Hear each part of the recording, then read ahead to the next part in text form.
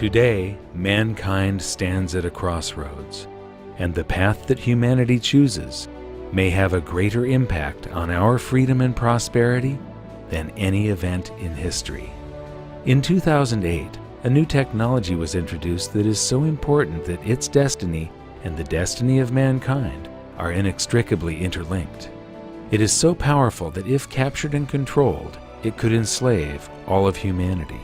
But if allowed to remain free and flourish, it could foster unimaginable levels of peace and prosperity. It has the power to replace all financial systems globally, to supplant 90% of Wall Street, and to provide some functions of government. It has no agenda. It's always fair and impartial. It cannot be manipulated, subverted, corrupted, or cheated. And it inverts the power structure and places control of one's destiny in the hands of the individual. In the future, when we look back at the 2.6 million year timeline of human development and the major turning points that led to modern civilization, the creation of farming, the domestication of animals, the invention of the wheel, the harnessing of electricity, and the splitting of the atom, the 60-year development of computers, the internet, and this new technology will be looked upon as a single event, a turning point that will change the course of human history. It's called Full Consensus Distributed Ledger Technology, and so far, its major use has been for cryptocurrencies such as Bitcoin, but its potential goes far, far beyond that.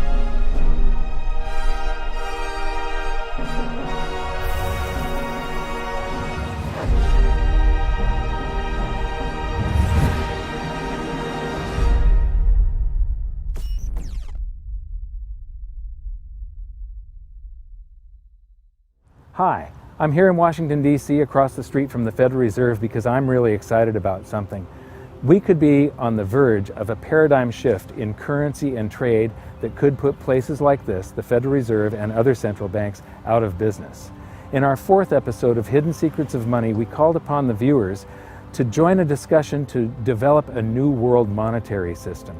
And the people that put forth the most logical and compelling arguments were the cryptocurrency and Bitcoin people. So I'm here at a massive Bitcoin conference that has drawn experts from all over the world, and I'm going to be hanging out with them, asking a lot of questions, developing my own opinion. I'd like you to develop yours because this could be something that changes the world.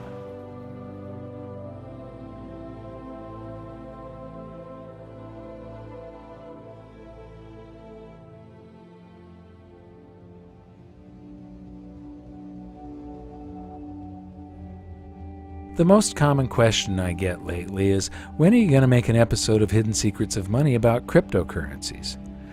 The reason this has taken so long is that I wasn't happy releasing this video until I was comfortable explaining how it works, and now I finally can. As I said in the intro, we're going to start this journey at my first ever Bitcoin conference. This was the first time I'd done a deep dive into researching Bitcoin, and after it finished, I kept on learning and learning some more. And it actually became difficult to finish this episode because of the speed at which this space is evolving. But just a few weeks ago, I learned about something new that could change everything, and I knew we had to get this video out quickly. This really is big. We'll learn more about this latest breakthrough later in the video because in order to explain it, we need to go right back to the beginning and learn how Bitcoin works. Like most people, at first I found the whole thing to be very abstract and complicated, but now I've found a way of breaking it down so that you don't have to be a rocket scientist to get it. I'm going to explain it by using an ancient problem that Bitcoin claims to have solved. It's called the Byzantine General's Problem, and until now, it's been unsolvable. The problem goes like this. How do you make absolutely sure that multiple entities which are separated by distance are in absolute full agreement before an action is taken? In other words, how can individual parties find a way to guarantee full consensus? Here's the example. Imagine that you are a general in the Byzantine army and you're planning to attack an enemy city. You have the city surrounded by several battalions, each of them camped several miles from the other, and each of them led by another general. A coordinated attack on the city from all sides at the same time will be successful, but an uncoordinated attack will likely end in defeat. You have decided to attack at dawn, but you have no walkie-talkies or cell phones, and signals from flags, torches, or smoke could be seen by the enemy. How do you make sure with absolute certainty that all of the other generals reach consensus and all attack together at dawn? You could send messengers on horseback, but what if one of them is captured or killed before delivering the message? You would need to have a reply from each of your generals confirming that they have received your message, which means that they would have to send messengers to you on horseback, but what if they are captured or killed? What if a messenger is captured by the enemy and an imposter messenger with a fake reply is sent back to you? And how do the other generals know that the messages that they received from you are genuine and haven't been intercepted and altered by the enemy? Worse yet, what if some of the other generals are traitors and they send messages back to you confirming that they will attack at dawn when their true intention is to retreat? How can you ever be absolutely certain that all of your battalions will reach consensus and attack simultaneously? Like I said, this problem has remained unsolved for thousands of years, and at its core, it's all about individual parties being able to trust each other directly, no strings attached. Bitcoin claims to have conquered this problem. Now imagine that the battalions are actually computers on a network, and that the generals are copies of a computer program running a ledger. A ledger that, via some very complex math, records transactions and events in the exact order that they happened. The key here is that all of these ledgers are exactly the same for everyone. As soon as a change is made on one copy of a ledger, if it is proven to be true by the math, all other copies of the ledger are updated to match. What we have here is a distributed ledger that is also always in consensus. This is one of the first things to understand about Bitcoin. It is the first full consensus distributed ledger mankind has ever seen. This network can be expanded across the entire planet. It means that individual parties on opposite sides of the world can come to consensus on an event without requiring any third party as an intermediary for trust.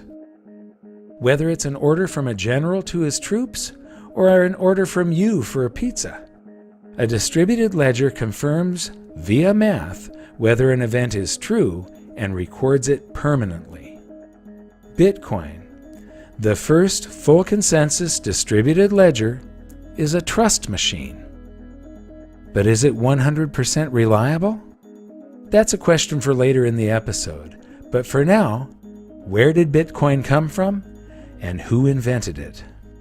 Well, Bitcoin was originally developed by a pseudonymous developer, Satoshi Nakamoto. There's a lot of speculation about who he is, and frankly, I work directly with him, but I have no idea. But that never really worried me because Bitcoin itself is open source.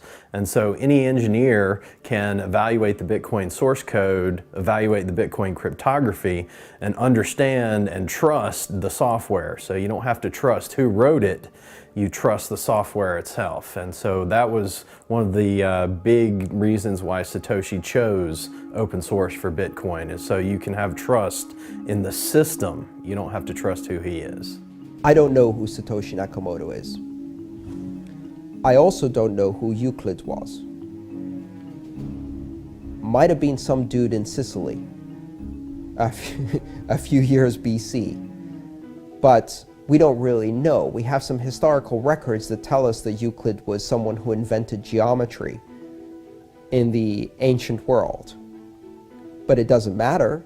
Euclidean geometry works whether I know who Euclid is or not, whether Euclid was a nice guy or an evil person, Euclidean geometry simply works. It's completely independent of its creator. And if we didn't know who invented the electric motor or the radio or any of these core technology developments, electricity, so what? They still work. You don't have to have any appeal to authority. We don't have to worry about the motives. Now, in a centralized system where someone is in control, it matters who is behind the curtains. It really matters who is in control. It matters who invented it because they remain in control, or they might have a secret way of controlling it. Bitcoin is wide open and no one is in control, and everyone can see exactly how it works. So how does it work and what's the point? Cryptocurrencies like Bitcoin allow people to transact with each other using the internet anywhere on Earth. Instead of having an account number like a checking account or a credit card, cryptocurrencies are much more secure because they have a public key and a private key.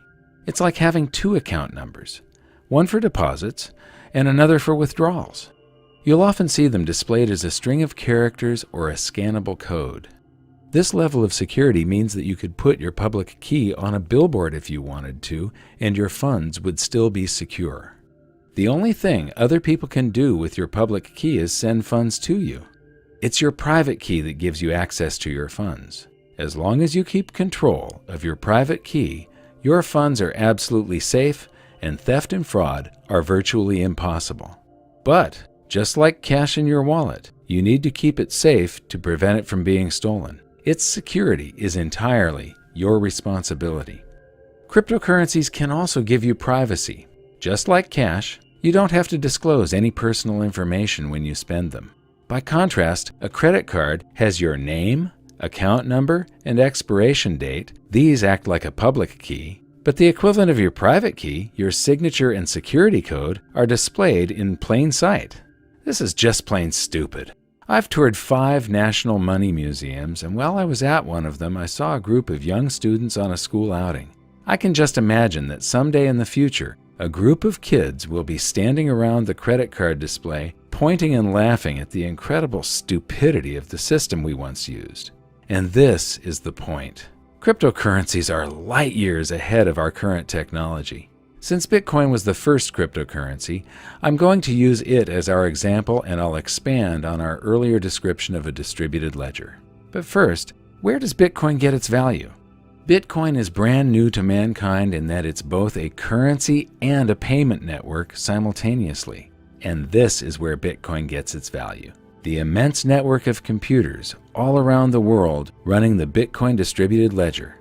Every second of every day, these computers are keeping the ledger updated and in full consensus via a system that incentivizes them to process and confirm transactions. The system that Bitcoin runs on is called blockchain. Think of it as a modern version of an old-fashioned bookkeeping ledger, but instead of a handwritten list of entries and calculations, a blockchain is a digital list of entries and calculations. A block is simply a bundle of transactions.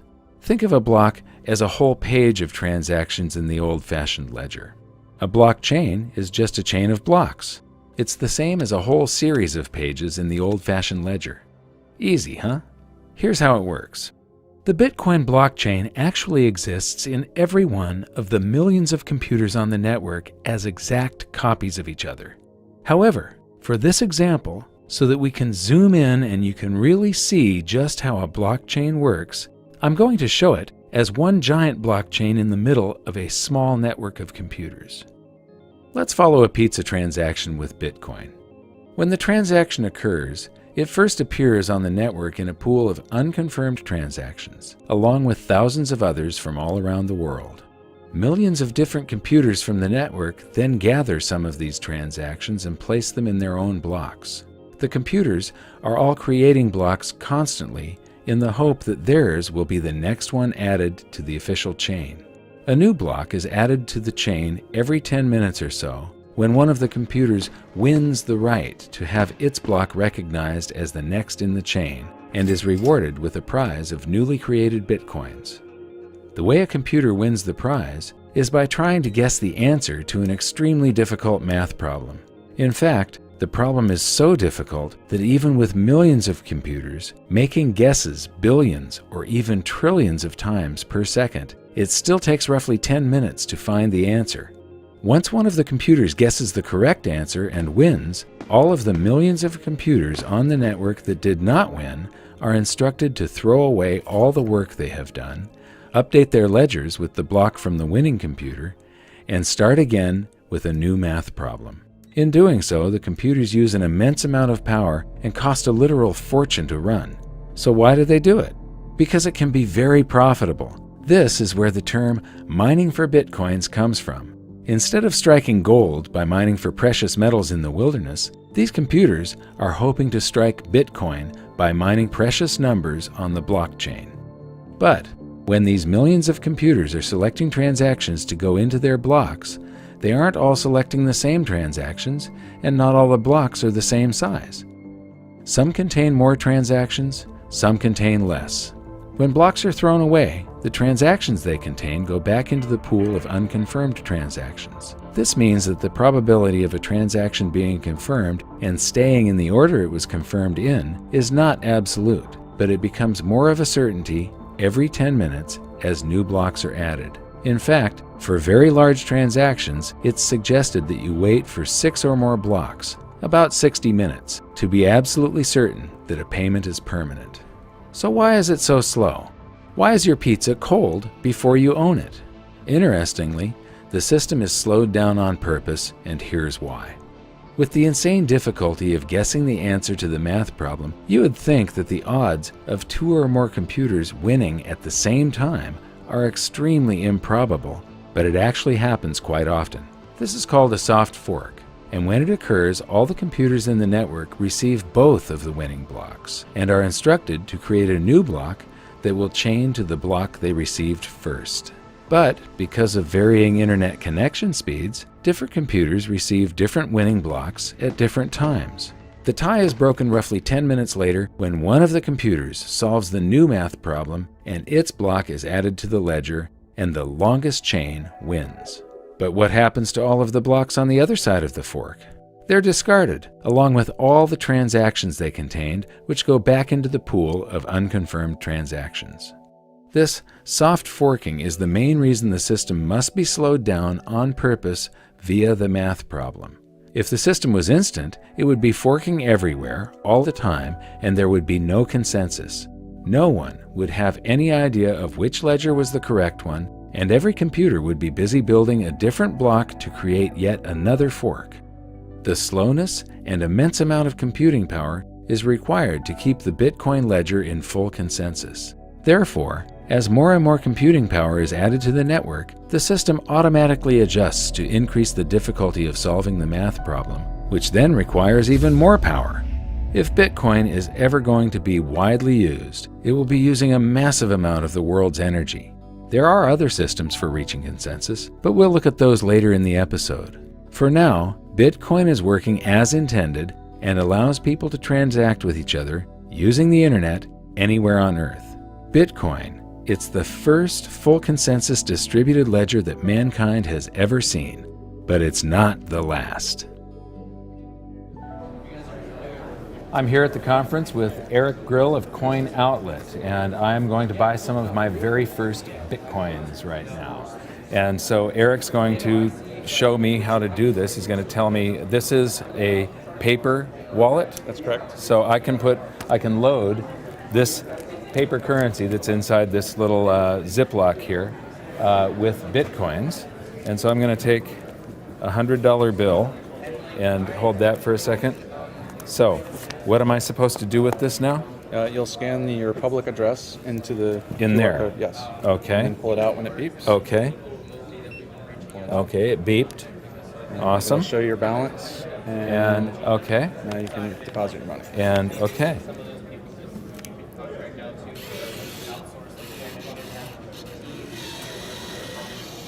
And aha. So I've got 0.1607324 Bitcoins. and I just finished this session. And now it's sent it and It's done. And so basically, in the blockchain, the $100 that I just put in gave me that 0.16 something Bitcoins in the blockchain. It's been assigned to my account code. And behind here, I can peel this open, and there's a code that is my private key. That purchasing power is now protected in the blockchain that is mirrored around the world millions of times. So thank you very much, Eric. Great. It was Thank you great very much. meeting you. Yep. Wonderful machine and a great advancement forward when it comes to convenience Yes, for people. looking forward to it. They'll start understanding cryptocurrencies more when they get an exposure that's very similar to an ATM. That's what we're mirroring. We're Yes. trying to- yes. Okay, thanks. Thank you.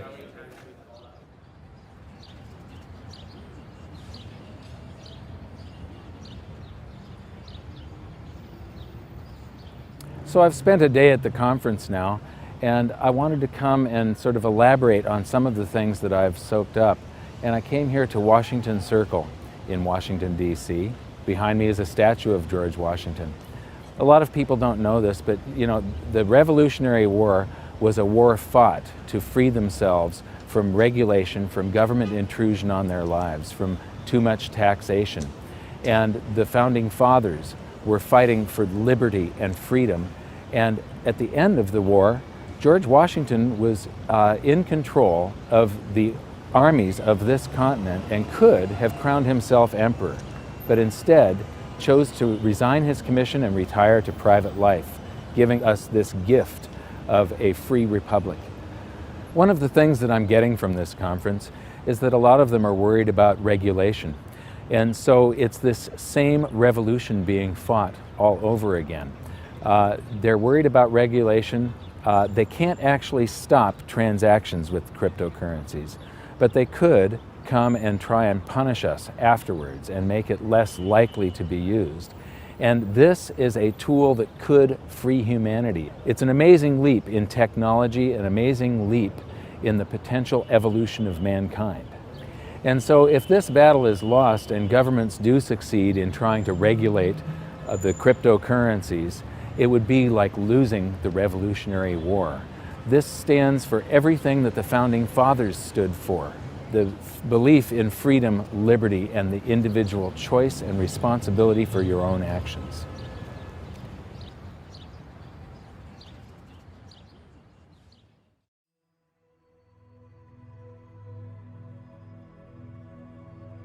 On day 2, I listened to more of the experts, and the more I learned, the more I realized just how much I needed to know.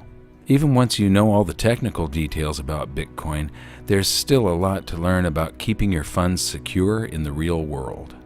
One of the most interesting things I found out is in the early days of the internet, they were actually paving the way for something like Bitcoin before they even knew what it would be. So when the first web browser was built, there was a 404 error, page not found, and there's also a 402 error, payment method not specified. So back when they originally built the web browser, they were thinking about the time when they would eventually discover the technology, create the technology to transfer value over the internet. They didn't have the technology back then, but they still had the foresight that eventually we would get there. Well, now we're here. Bitcoin is a solution to that.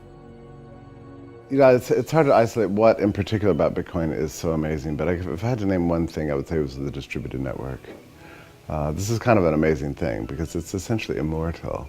It can exist, you know, in trillions of copies all over the world. What that means essentially is that it can't be destroyed. I mean, you could apply every regulator, every bureaucrat, every politician, every central banker in the world, assign it to destroy the blockchain, and they could spend, you know, 24/7 doing this, smashing copy after copy after copy, and destroy trillions of copies. But so long as there's one left somewhere, and there always will be, it can reproduce itself instantly and come into existence of billions and trillions of times over again, virtually instantly. What this means is that the blockchain itself is more powerful than all the governments in the world combined many times over. This is huge. We've never had a tool this powerful to beat back the despots of the world. Throughout most of the convention, I couldn't find anybody that shared a few of the concerns that I have about Bitcoin, such as being a deflationary currency. That was until I met Chris Ellis. Chris, tell me about the concerns that you have. So, Bitcoin right now is still an experiment, as are most cryptocurrencies, and the price is mostly supported by a speculative sentiment. And that's because markets are forward pricing mechanisms. People are looking at the information and they're buying on the basis of what they believe other people will do in the future with that information. And I think that a lot of people, having spoken to a lot of merchants as well, they are telling me anecdotally that people are not spending their Bitcoins. So I am concerned. I think the economic side of Bitcoin is probably the weakest. That's why we need a lot of these alternative cryptocurrencies to play around with some of the parameters. But we should consider this an experiment for now. Mm-hmm. One of my concerns is that in a deflation, velocity slows down because your currency is going to be worth more tomorrow than it is today.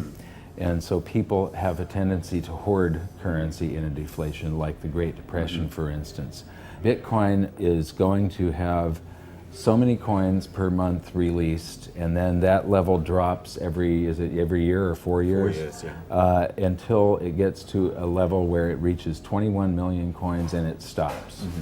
Yes. When it stops, I have two concerns.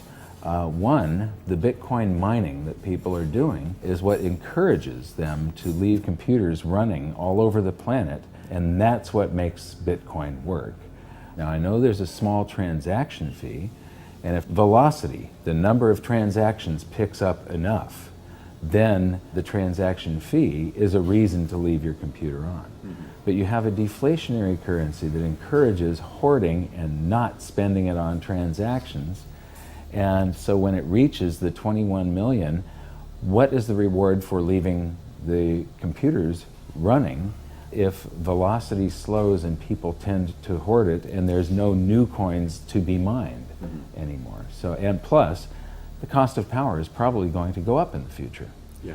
Have you got any other concerns? Yeah, one of my concerns in this space is that most people here are communications and marketing. They're in the business of persuading people.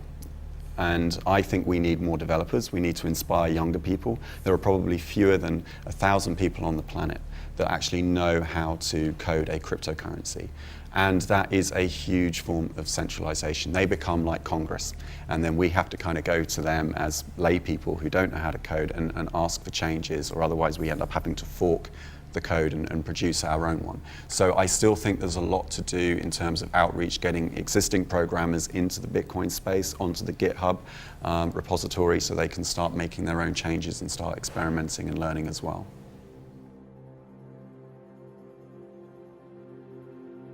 So what have I learned in the past few days about Bitcoin and other cryptocurrencies? I've learned that they're a simple mathematical formula that is fair, honest, and impartial. I've learned that this is more than just a digital currency. I thought that this was just for sending value from one person to another.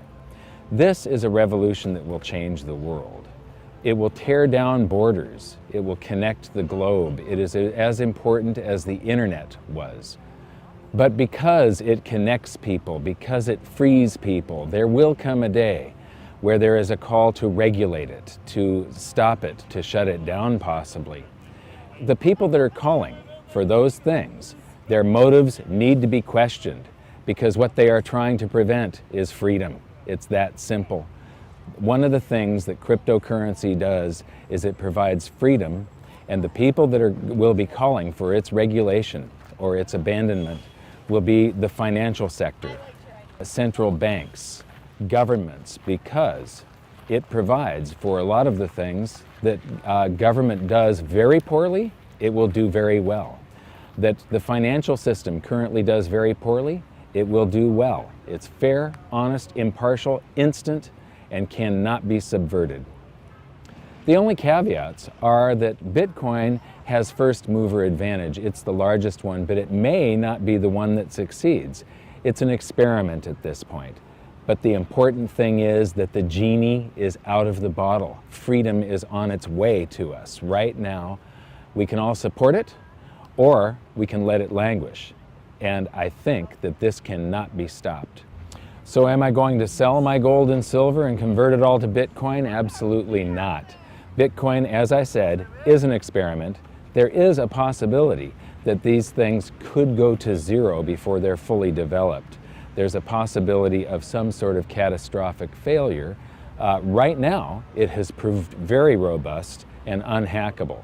You don't know what is going to happen in the future. So one thing to keep in mind, the Germans came up with the Enigma machine in World War II, and it was supposedly uncrackable, and then we broke the code. And then they added another dial to it to increase the complexity manyfold, and it was supposed to be uncrackable, and we cracked the code. So, Bitcoin has not been completely proven. It's got 5 years of existence now and robustness. This may be the answer to all of mankind's problems when it comes to a simple medium of exchange, but it's more than that.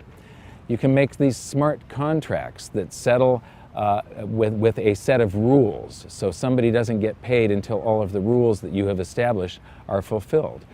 You can create escrow with yourself, where there's a third party that has to sign off that a transaction has been completed before the payment goes through.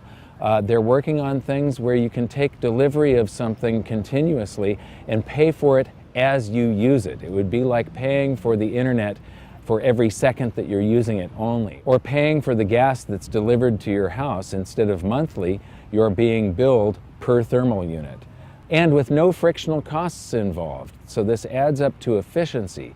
Therefore, mankind is left over with more prosperity.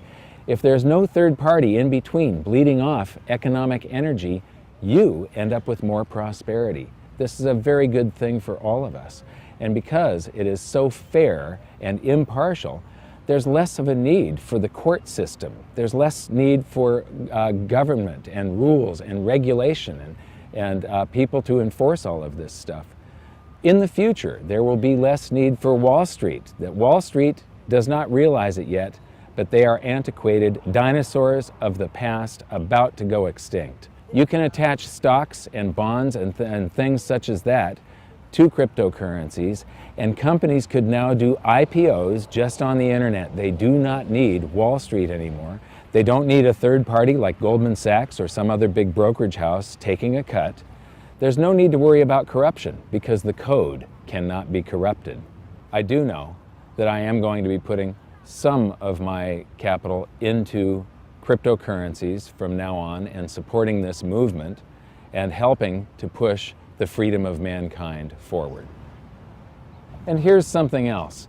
The reason that people buy Bitcoin is the same reason that people buy gold and silver. It's an alternative to all of the other currencies, the fiat currencies that are being printed into oblivion on this planet right now, and they eliminate the need for third-party trust. You don't have to trust somebody else with your Bitcoins. You only have to trust yourself. You don't have to trust somebody else with your gold and silver. You have to trust yourself. So the reasons are the same, and so I would encourage every precious metals investor to investigate Bitcoin and the other cryptocurrencies, and I would encourage every Bitcoin and cryptocurrency user and investor to investigate precious metals. I'm going to hold both. I look at the cryptocurrencies as a very speculative, volatile, and potentially risky play. I look at gold and silver just like savings. I see them as something that has never failed in 5,000 years. They are proven, and I see them as extremely undervalued compared to the morass of fiat currencies on this planet at this point. So when I came here, I expected to find nothing but a digital payment system. And what I found is a technology that can revolutionize the planet. If the founding fathers of America were standing here beside me, they would be fighting for this revolution.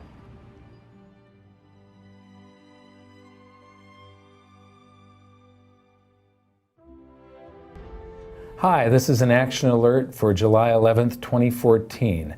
I promised all of the insiders that I'd keep them updated on what I'm doing financially.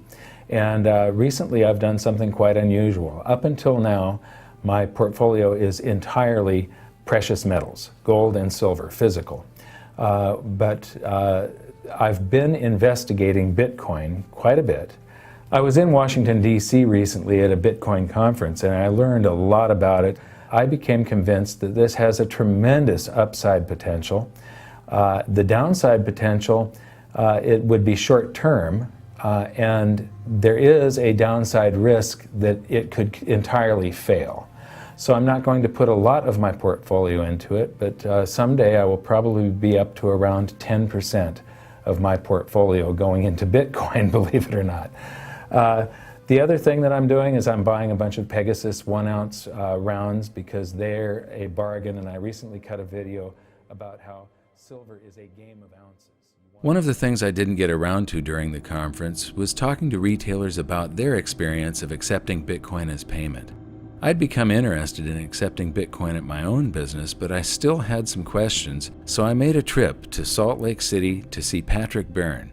Now, this is a guy I've really got respect for because he understands monetary history, economics, and the frictional nature of our current monetary system and Wall Street. So I know that you're in a fairly low profit margin business, being an online retailer of discount goods. I too am in a very low profit margin business. You've been taking Bitcoin. You're one of the first large businesses to adopt Bitcoin. The first. The first. Large business. Excellent. What is your recommendation for me?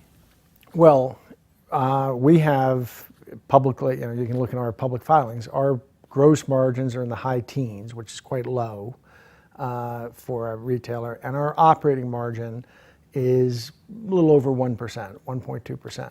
And of course, to take people's credit cards costs about 2 or 3 or 4% for most businesses. If you start doing sales in Bitcoin and it saves you, say, 3% on your expense, those sales, instead of being 1% net margin, go to 4% net margin. So it's really, especially if you're a tight margin business, it makes a lot of sense to accept Bitcoin and avoid those credit card processing fees. Those credit card companies and that part of the financial industry really has an amazing ability to sit on the exchanges you're making with the public and extract. They're basically extracting the entire profit margin for themselves.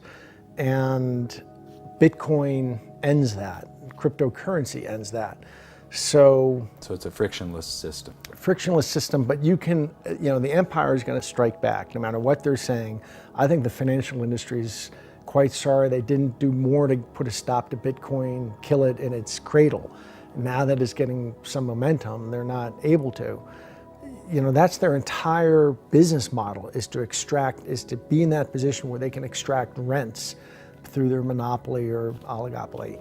And Bitcoin ends that. So it's really an arrow right at the heart of their business model. If you don't trust the financial system anymore, there's basically 2 ways of checking out. You can buy gold, physical gold and silver, and get it somewhere safe where it can't be taken from you.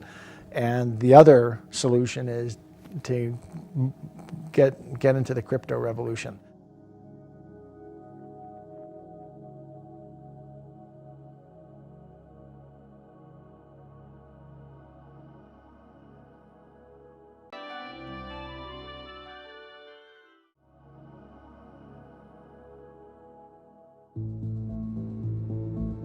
Since starting this episode, we've seen a blockchain boom.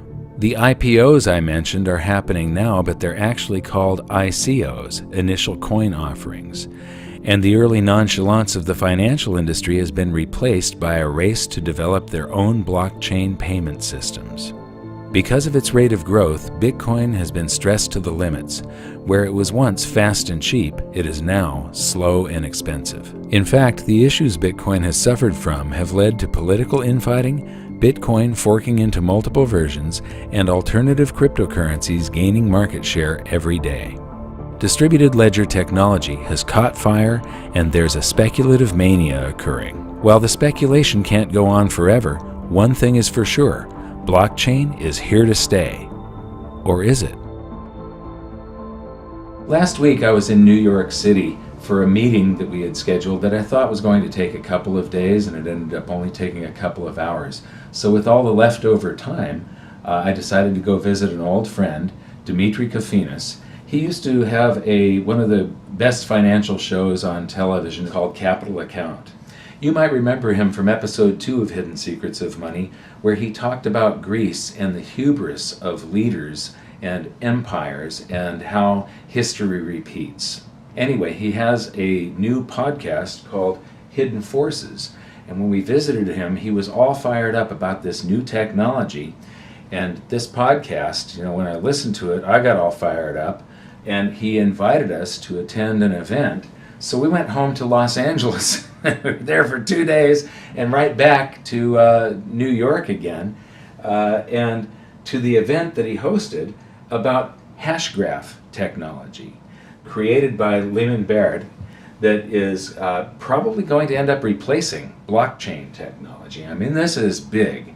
We went to the event, we listened to some of the people that are involved with this, and we were just absolutely blown away. So I'm going back to visit with Dimitri now and get his take on how the event went last night and where the future of this thing is going. Since the advent of Bitcoin, there have been many thousands of blockchain-based cryptocurrencies created, and now there are more of them being created every single day. So what's different about Hashgraph? Well, it isn't blockchain. It's totally different. In fact, the way it works is a real mind-bender and not very easy for me to explain, but I'm going to give it a try. Instead of a block in a blockchain, Hashgraph calls their packages of information events. Your computer takes a transaction like a payment, or anything else for that matter, such as an action in a video game, an offer to sell merchandise or even sell stocks or bonds, a bid on that item, a contract, or even a law. Pretty much any information or transaction you want to record, and it puts it in the event.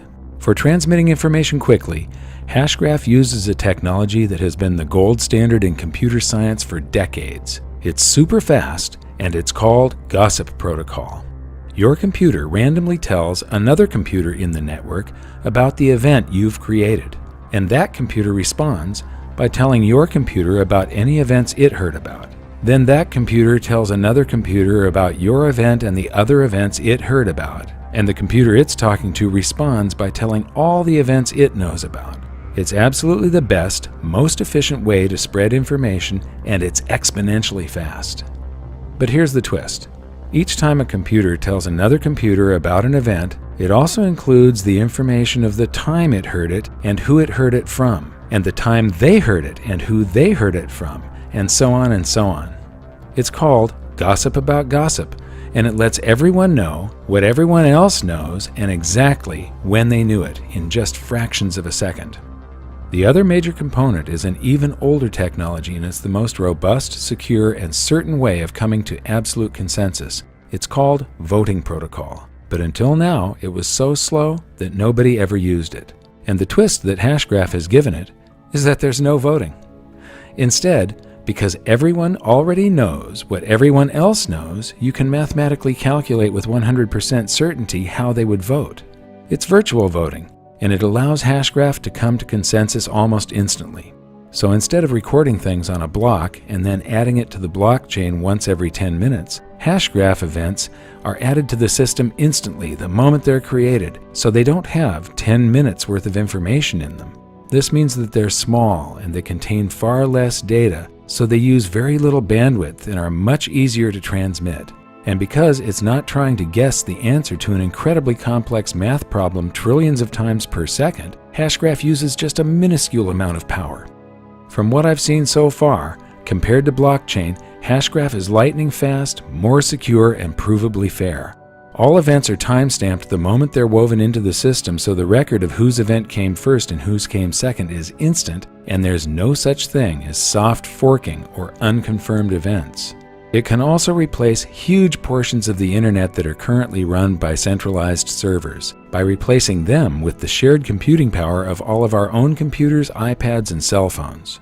It looks like Hashgraph might just have the potential of fulfilling all the original hopes and dreams I had for blockchain technology. The power to decentralize and remove the middlemen from commerce, banking, stock markets, and much of the legal system and government.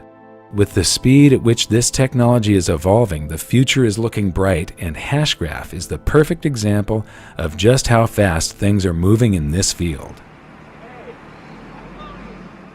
Well, I think the really amazing innovation that Lehman has made is in the way in which he has made adjustments to the gossip protocol and to the voting system in order to make them compatible at scale, right? Because a voting algorithm can work and you can reach consensus in the exact same way, but in order to deploy that in the real world, the bandwidth constraints on it would be such that you'd never actually be able to practically use it. But by incorporating the gossip protocol and creating the hash graph, and then being able to use that in conjunction with the local data that you have in memory, and running a voting algorithm locally on the computer without having to cast any votes or send any votes over the internet, you're actually able to get all those strong guarantees that you get with a voting algorithm, but you're able to do it at scale. And that's what's so remarkable. And to be quite honest, it's hard to imagine how no one thought of it. It's one of those brilliant ideas that you could have only looked in retrospect and said, how did no one think of this? But at the time, no one did. So one of the challenges I think with any new technology like this is how do you really explain to people, how do you make a compelling case for what makes the technology so compelling, right? And one of the things that's so compelling about this technology is the throughput, it's the speed. And it's you know, you can tell people that they've tested over 300,000 minimum tested transactions per second versus Bitcoin's 3 to 7 max. But like, how do you kind of get that in your head? And I sort of did a back of the envelope calculation, and that's roughly twice the speed of sound relative to a snail's pace, Bitcoin being a snail's pace, and this network literally being like a supersonic jet traveling at twice the speed of sound. Which is, I mean, just wrap your head around that for a second. It's remarkable.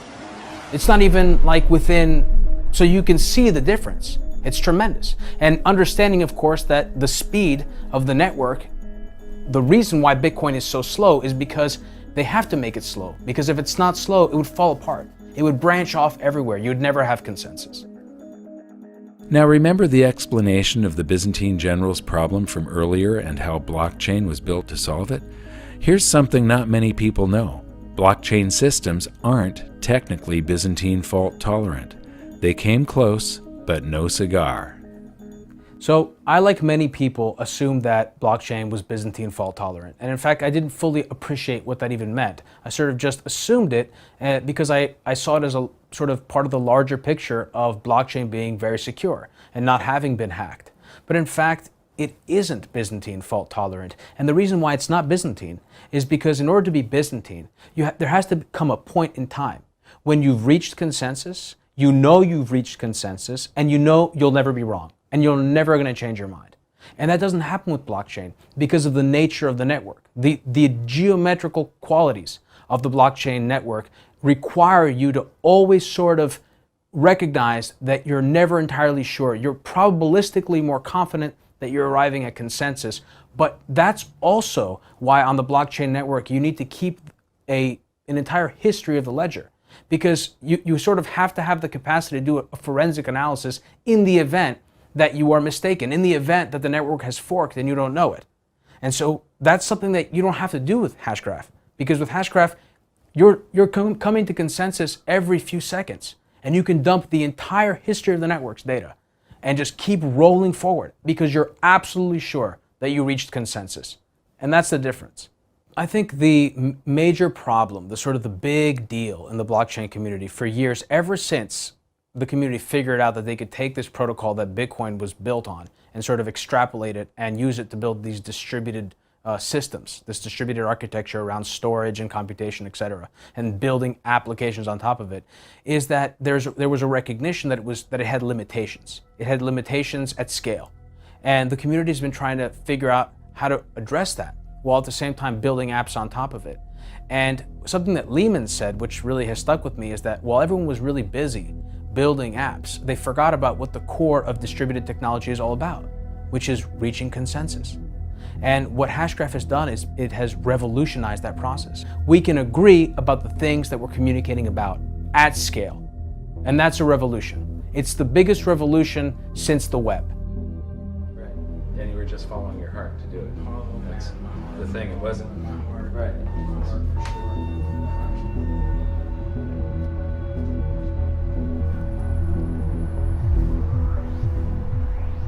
So we've been looking at this amazing new technology for about a week now, and what I find so incredibly amazing is that it holds the promise to solve all of the problems that the other distributed network ledger systems have. Bitcoin, once it started to scale up, it turned out that it used an immense amount of energy to run the system. And also, as it scaled up, it became slower and slower and slower to where it was no longer a currency. It was basically a speculative vehicle. People could make some gains in purchasing power on it. But it wasn't something that you could stand in line at a Starbucks and pay for a cup of coffee for. A friend of mine just did a transaction that took 4 hours for confirmation. And so this is incredibly fast, pretty much instantaneous. The number of transactions that it can process per second is mind-boggling compared to Bitcoin, and it uses almost no power. So it solves all of the issues that I had with Bitcoin. There's a lot of different cryptocurrencies now, and many of them are engineered to either be faster or to be more sound and robust, but everything has a set of trade-offs. And so whatever feature that they want to offer, they have to give up something else. So the really fast ones, if they want them to still be fast once they're scaled up, they're more vulnerable to some sort of attack or hacking. The ones that are less vulnerable to attack and hacking have the problem of scaling. They're going to be slow. Speed, fairness, where the transactions are recorded in the absolute order that they came in. Some cryptocurrencies offer you the ability to pay extra to have your transaction mined first, and that really isn't fair. A distributed ledger should be recording everything at the absolute time of event, and then full consensus is reached, and there's no argument, no going back. This is set in stone forever. So now we're actually on our way to talk to some of the team at Hashgraph and learn more about this.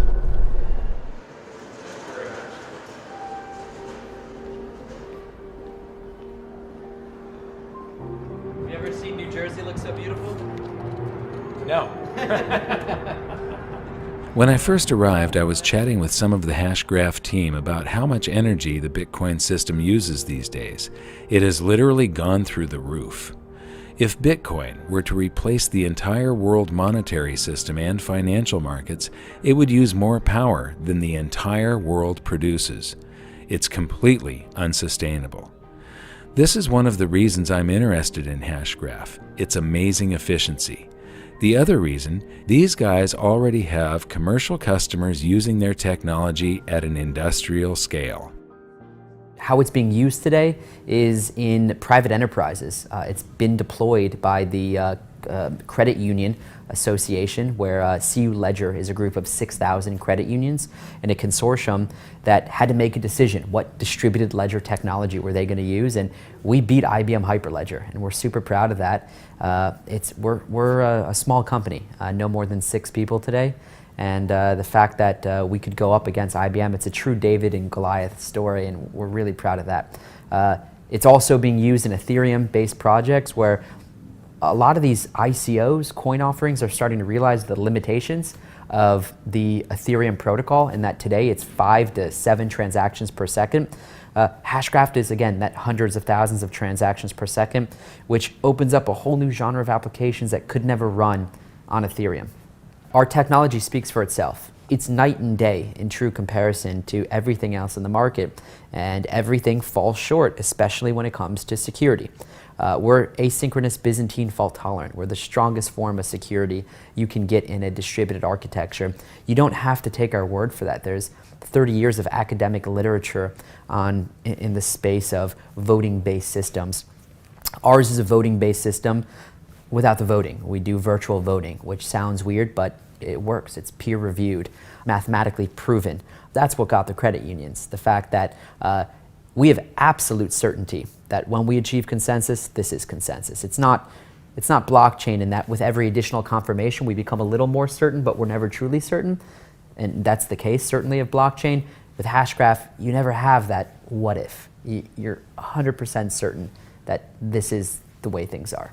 This isn't theoretical. We're not talking about a white paper or some voodoo idea that is not practical, because the fact of the matter is this is a tech stack that you can go download today It's been out for a while now. We took it to TechCrunch Disrupt to have developers and a hackathon out there build on it. We gave a $5,000 prize to a team that built the Hashgraph fair auction ledger. And what that is a distributed auction for the first time ever in the history of mankind, where there is no centralized infrastructure, but distributed parties could submit a bid, and we can still decide who won that auction. Think Sotheby's or eBay, but without a leader, without any vulnerability, and with complete fairness. That's never existed before. Well, for me, the most exciting applications or potential applications for Hashgraph are in terms of Internet of Things, in terms of identity, and allowing us to be able to control our own identity instead of it being in the hands of corporations or other organizations. From a currency or economic standpoint, it opens up possibilities in developing countries. You know, there's so many possibilities that before Hashgraph got invented, you know, all these possibilities didn't exist, but now they do. It really does seem like Hashgraph has cracked the problem of consensus at scale. Once again, you can see the speed of evolution in this space right in front of your eyes, and like I said in Washington, D.C., it may not be Bitcoin that dominates this space, it may not be Ethereum, it may not be Hashgraph, but you need to understand how quickly this thing is moving. It's a very exciting time. The more I found out about this technology, the more I needed to know about it, so I headed straight to Texas to meet with Lehman Baird and Hashgraph's CEO, Mance Harmon. We both lived in the same town. It was actually a suburb of Austin, Texas, Cedar Park, Texas. And there is a Starbucks on the corner. We would meet there after kids have gone to bed and would sit at this Starbucks until they would close, and very often until late in the evening after they've closed. We would often watch the people at Starbucks bag up all the trash and throw it over into the dumpster, and Lehman and I would be sitting there talking about the latest thought and the latest evolution of the Hashgraph. You know, what's the latest rabbit hole that Lehman was going down in terms of exploration of how to solve this problem. And so there are a great many memories of this process in that particular location. It's clearly the case that we're wanting to change the face of the internet. We're wanting to make the internet what it should have been from the beginning, but nobody stopped to figure out what's the right way to do this. And the internet grew up in such a way that there are serious architectural flaws and security flaws, and there's a lack of trust in a very real sense. And we see the opportunity to fix that problem. There's a general understanding across the community that what we're doing today in the world of distributed consensus is sort of equivalent in many ways to what happened in the mid-90s with the introduction of the World Wide Web and how that changed society in fundamental ways. And so we're not alone in this. It's obvious to the community. We just happen to have the best technology in the market at the right moment in time, and so we've been given this privilege of being able to be on the leading edge and perhaps usher in this new trust layer on top of the existing internet. And there's a certain camaraderie that comes along with wanting to do something as bold as say we're going to change the internet. So it's funny, the ledger field is very broad and people come to it from different directions. Some people 30 years ago were coming to it from making computers not have faults. But they're also concerned about how to create cryptocurrencies, or how to create smart contracts, or how to create stored information, or how to do databases. The database world has been doing this for decades. My interest was slightly different. What I wanted to do was to enable collaboration. My goal is that we should have anyone on Earth at any moment can just wave their hand and carve out a chunk of cyberspace, carve out a world of their own without having to pay anything, for free, create a world of their own, and invite some friends. And now we have a shared world. Anybody should be able to create this shared world, and in this shared world, you and I should be able to create documents and create movies and create 3D objects, and we should be able to collaborate with each other and talk to each other We should be able to interact in ways where I'm not the dictator of the whole world. I can't delete everything arbitrarily. We should have rules enforced. So maybe it's a fair world where I can't delete things you create. Or maybe it's a fair world where we vote on things. Or maybe it's a world in which we have a stock market and you can make sure that the first bid gets matched up with the first act, not the later ones. We want to have a world that you and I can trust, and that our friends that we have invited, and maybe the strangers we have invited, can trust is going to work the way we want. And we can trust that if my computer dies and is erased, I can get all the data back. The data will never disappear.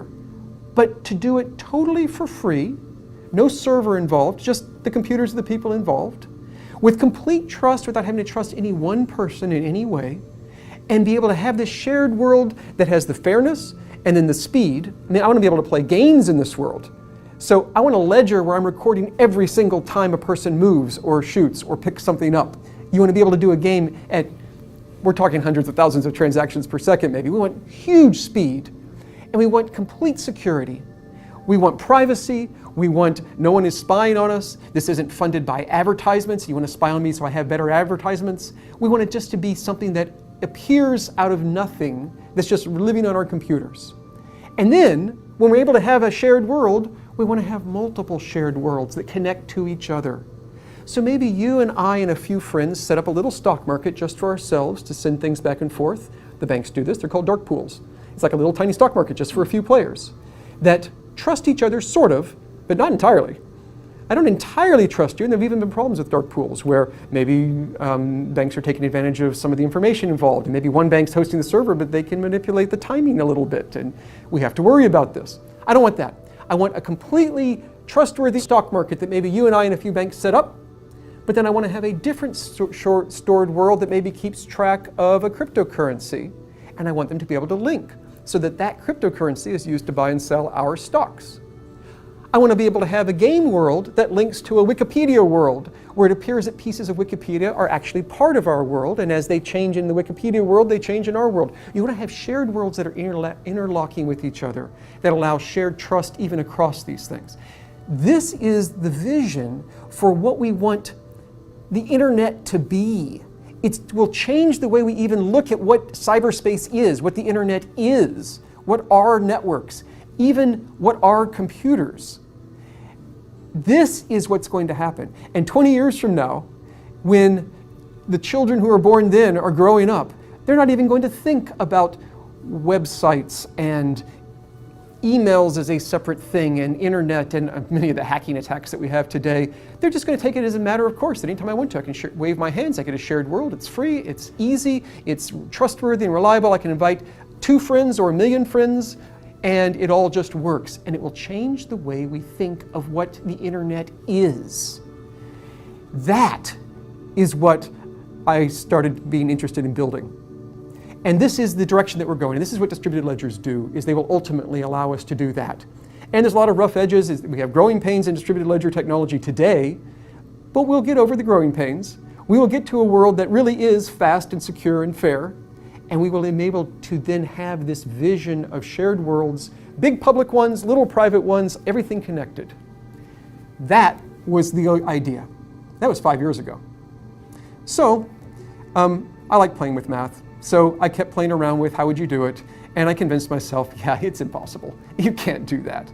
There's no way that you can have really high throughput because, and also have all these security and fairness properties. You just can't do it. Because ultimately you end up having to tell everybody what you think and then tell people what other people thought, and then you can have millions or billions of extra votes and receipts on votes flowing around. It just doesn't work. So I was able to convince myself it's not possible. And I set it aside, and it would come back and haunt me, and it would keep nagging at me. And so I would pick it up again, and I would spend a couple of days going through it and going through the math and realizing, no, I was right. It really is impossible. You can't do that. And set it aside again. And this kept going for years. I have lots of math problems. Some I've been working on for decades. They just, for whatever reason, I don't know why, they just latch on to me, and I can't get away from them.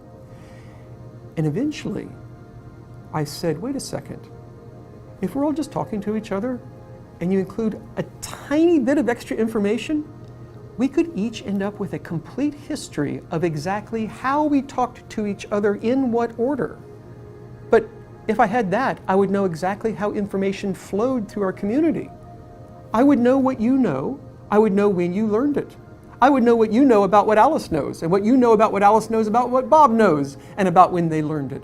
I would know so much that I could take one of those huge, impractical, impossible, too slow voting algorithms and do it with no votes at all. I could just sit here and say, oh, I know how you would vote, so don't bother voting. Don't tell me your vote, I know it. I'll just pretend that you voted, and I'll just pretend, and I'll just get to the conclusion. And so all we do is we just talk the way we would talk anyway to send out our transactions. We had a tiny bit of information, and it gives us this entire history. The history is called a hash graph. You just get this entire hash graph that lets you see such incredible amounts of information about who knows what when, that then you get consensus for free. But that's where we're going, and we're at the very early stages. I mean, the planet is at the early stages of what ledgers can do. And I think whatever you think that ledgers might be able to do, they can do that, but they can also do more. And we are just as a species beginning to learn what the final limits are. And we're pushing as fast as we can along that path. And so this is the gateway to the next net. This is it. This is the next net. Technically, the geeks will always know, well, there's multiple layers, and the internet's still down there at the bottom, just like it always has been. But for the users, what they think of when they think in their mind of what the net is changing. And that's what's going to be different. At a low energy cost. Let's talk about energy costs. You can run this on your cell phone, am I correct? The Yes. processor in a cell phone Absolutely. is enough to actually run Absolutely. Hashgraph. Absolutely. So there are systems that would require you to buy a supercomputer. It's called a mining rig. It's a big box full of specially built chips that don't do anything useful for humanity. They just mine, which means they solve math problems that have no inherent use. The purpose of them is to slow down the network. This doesn't sound good, just on the face of it. I'm going to spend a lot of money on a supercomputer, and then I'm going to use a lot of electricity to run my supercomputer, and the whole point of the supercomputer is to slow down the network. But that's what it is. And so proof of work systems work that way. Proof of work is really exciting because it was the first to show us all the possibilities of ledgers. But it's the first generation. We clearly need to move beyond that, and we will, I think, over time. So with Hashgraph, yeah, you could run a full node on your cell phone. You've accomplished something, a tool that is extremely powerful. What are your hopes and dreams? My hope and dream is that this pushes us forward along this path to an internet of shared worlds like we've been talking about, where anybody can collaborate with anybody, and the data is stored. You don't have to pay for a server to hold it. It is secure, it is private, where you have the rules enforced. We could set up an organization and trust that elections aren't being rigged because the rules are enforced. You don't have to trust any one person. We could have money and trust that no one's going to inflate the money supply because the rules are enforced and it is guaranteed. We could store the deed to your house, and at any given moment I could know that we're all seeing the same answer as to who owns it, so that you can't sell it to one person and also sell it to someone else at the same time. You'll get caught because it's a publicly visible thing that everyone knows that everyone else is seeing the same thing. I envision a world where the whole internet works this way, where we all know that we can all see the same thing and that rules are enforced, that we have collaboration. And to do that, we need speed, we need security, we need fairness, and my goal is that what we're doing pushes us along that path, because that's the goal that we need to get to, where the nature of the internet itself is different, because it has a trust layer. So this has been my 3-year journey of discovery from Bitcoin to Hashgraph and all the promise that they contain. Now, when we make a documentary like this, you shoot hours and hours and hours of film, and you have to decide what to put in and what to leave out. Many of these guests we interviewed for somewhere between a half an hour to more than 2 hours. And they said amazing things and stuff that you really do want to learn. And so we're going to make all of this available as bonus footage on hiddensecretsofmoney.com. And so go there if you're interested in any of this. but especially Hashgraph. You know, we wanted to take you on this journey of discovery to show you these stepping stones along the way. And my hopes and dreams when I first started on this journey was that Bitcoin was going to be the technology that was going to help free the world to make a fairer, more prosperous, freer planet for all of us by helping to change the monetary system. And it has. Bitcoin is extremely important. It's like the very first automobile. It's like the discovery of electricity. It's like figuring out how to harness fire. It's a very, very important technology, but no man can design something that is supposed to be a free market interaction and predict all of the unintended consequences. And what Satoshi Nakamoto has done here is beautiful, except when he did it, figuring out how to incentivize people, he over-incentivized the mining area. And what has happened to Bitcoin is it has become this behemoth that is no longer the promise of a currency. It's not going to replace the world monetary system or the financial markets. Nobody is actually using it for transactions. They're using it as a speculation now. And so it isn't living up to the original promise of what Bitcoin was supposed to be. Hashgraph might. We have yet to see. Right now, none of the blockchain technologies that I know of can run markets where it's got to be absolutely instant and absolutely fair. Hashgraph can provide these things. You know, the people on Wall Street were sort of like dinosaurs looking up at an asteroid and not realizing what was coming. Suddenly, everybody in the financial sector is scrambling to try and figure out how they can get a cut of this. And one of the things a lot of the Wall Street people don't realize yet is that a lot of them are already obsolete. Now, Hashgraph, because it's patented, there's no token that you can buy right now. It's a platform. It's just like the blockchain. It's something that underlies applications that will be built on top of it. So, but this, the part that underlies those applications, this is a revolutionary trust layer that speeds everything up, conserves energy, and turns the internet into something completely different because it's completely decentralized. As far as government and the financial system, we have seen a tremendous change since the founding of the United States of America. It was founded on freedom, and what we've seen is more and more control by government and the financial system inserting themselves more and more and more between individuals that want to transact with one another. Now, the powers that be are not going to want to go down without a fight. And this does have a potential to supplant most of what they do, to take away much of the power. And that's really what I would like to see. And so this is my great hope and dream. But we're not out of the woods yet. We have to keep pushing this forward, and please support it. This is something that everybody should get involved with, and everybody should spread the news on it if you want it to succeed.